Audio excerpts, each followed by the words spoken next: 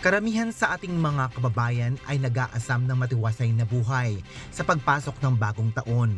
Ang ilan naman ay para sa pamilya at ang iba ay para sa edukasyon. Si Nanay Julieta Matos matagal nang tumatambay sa Luneta Park kasama ang kanyang asawa. Aniya, hiling niya ngayong 2024 ay magkaroon sila ng simpleng bahay at hanap buhay. Wala pa kaming bahay.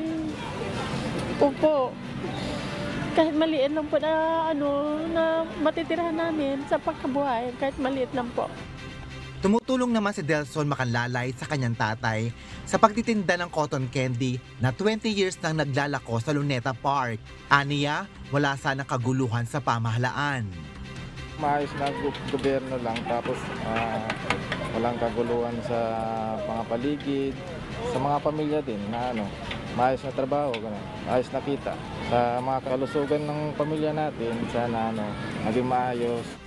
Si Rene Mar de Paz, 10 taon nang kumukuha ng litrato sa Luneta Park. Aniya, dati siyang nagtatrabaho bilang isang construction worker. Sa akin trabaho, parang magandang pasok ngayong taon na to. Nais ko lang sa pamilya, nabigyan ng magandang pangangatawan at magandang hanap buhay din po dito. Magandang pasok at bigay ng Diyos. Ang mga estudyante namang sina Miguel, Kimberly at Josephine may nais na magbago sa sistema ng edukasyon sa Pilipinas. Ang inaasahan ko pong pagbabago ngayong bagong taon ay yung sistema ng ating edukasyon. Wala silang specific na focus. Kumbaga marami silang itinuturo pero lahat yun ay hindi nagagamit sa totoong buhay.